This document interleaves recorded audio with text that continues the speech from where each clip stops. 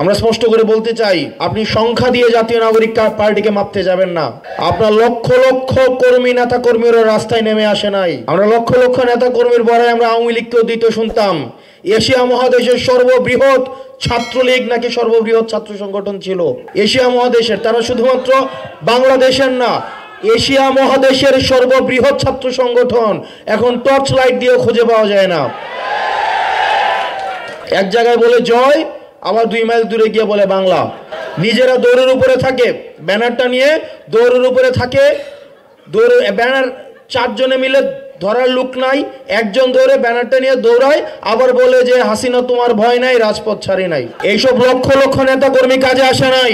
10 জন মানুষ থাকলেই, প্রয়োজনের ন্যায্যতার কাছে একজন মানুষ থাকলেই, যখন একজন ঘুরে দাঁড়ায় তখন সারা বাংলাদেশ তাকে সমর্থন দেয়।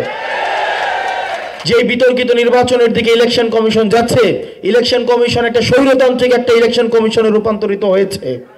আপনারা ইতিমধ্যেই জানেন আমাদের যে ইলেকশন কমিশন স্পাইনলেস একটা ইলেকশন কমিশন।